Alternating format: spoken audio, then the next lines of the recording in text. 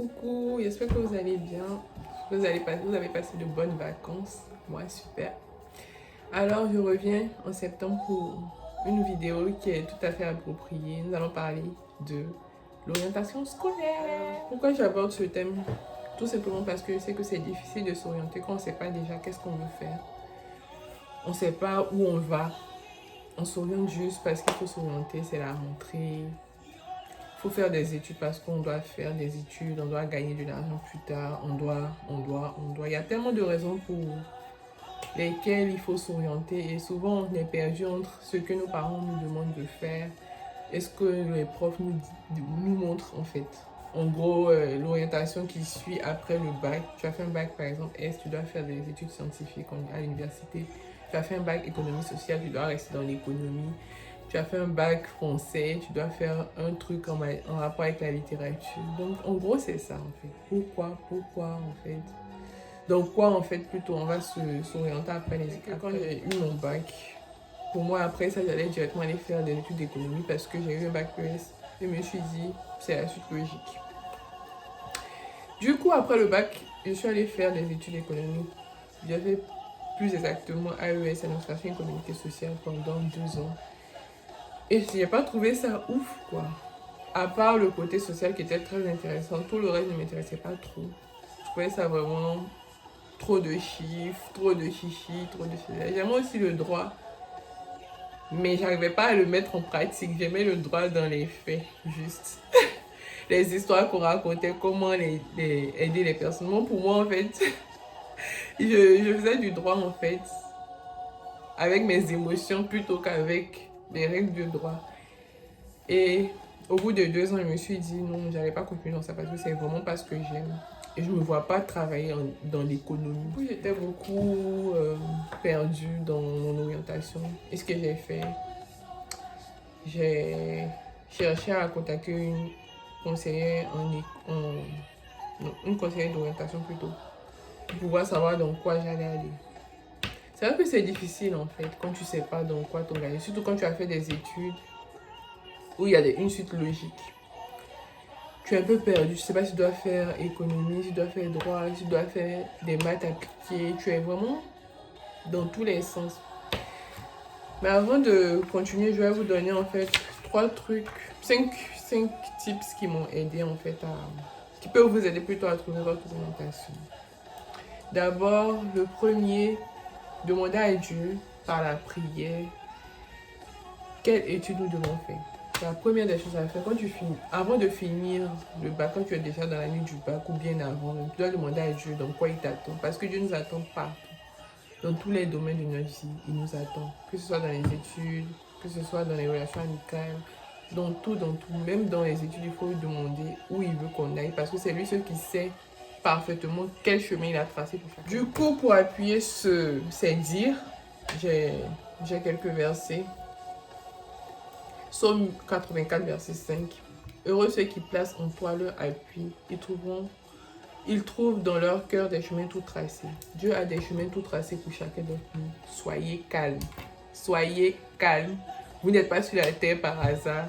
Vous n'allez pas faire des études qui ne servent à rien. Dieu a vraiment des chemins tracés pour nous. Désolée si je perds mes mots. Je disais, Dieu a des chemins tout tracés pour nous.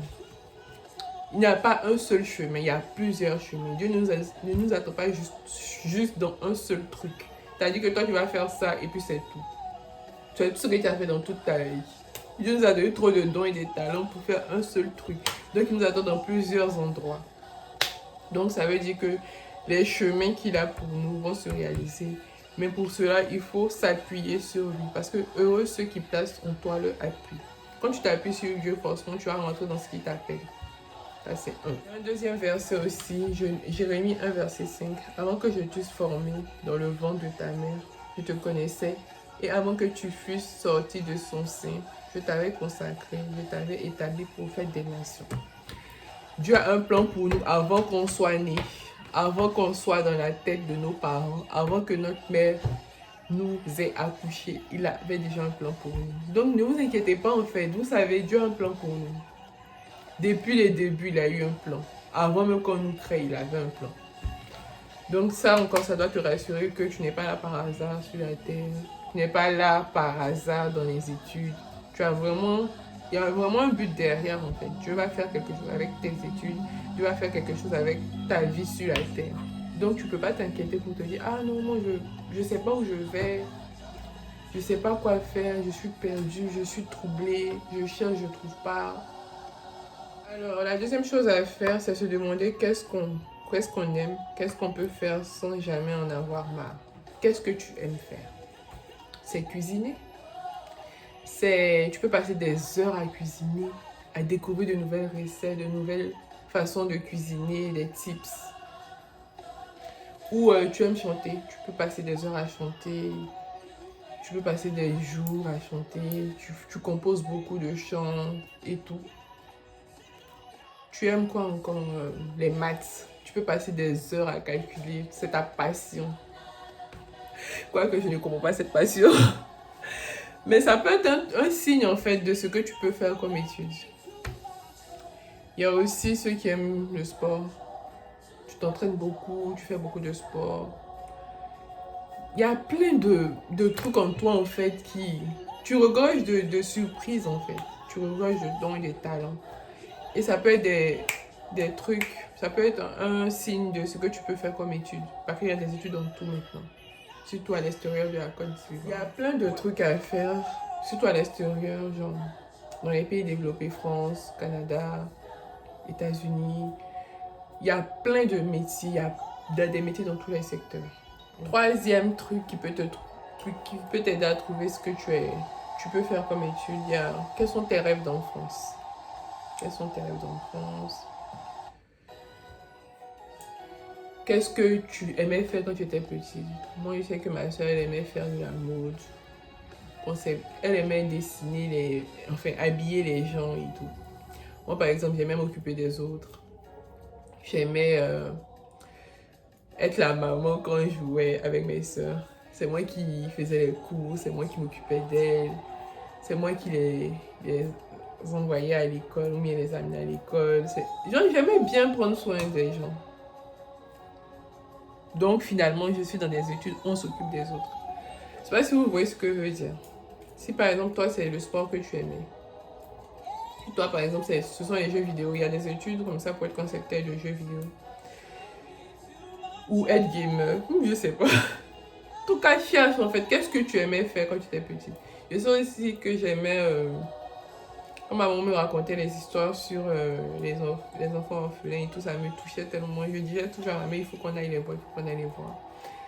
J'ai une association pour aider les personnes démunies. En gros, c'est vraiment ce que tu aimais faire en fait qui va montrer. De toutes les façons, tu as déjà tout déversé en toi.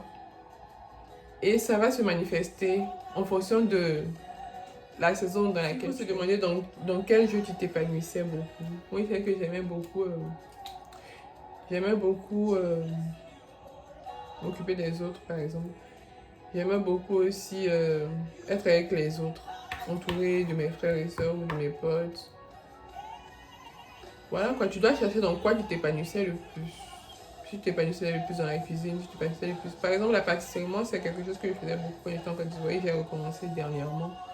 Je peux passer plein de temps à faire des gâteaux, à faire des biscuits, j'apprends. Quand c'est pas trop ça, je reprends.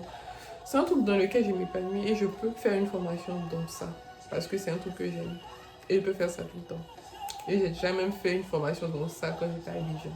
Donc voilà, tu dois pouvoir te poser ces questions-là pour savoir dans quoi tu peux t'orienter. C'est pas forcément des métiers carrés comme avocat, directeur de je sais pas quoi, gestionnaire dans quoi. Ça peut être aussi ce genre de truc. La quatrième question que tu dois te poser, c'est qu'est-ce qui te tient à cœur? Qu'est-ce qui fait bouillir ton cœur? Quand tu vois ça, tu es... Il faut que je fasse ça, il faut que je fasse ça et tout. Tu vas te demander, qu'est-ce qui fait bouillir ton cœur? Qu'est-ce qui te tient à cœur?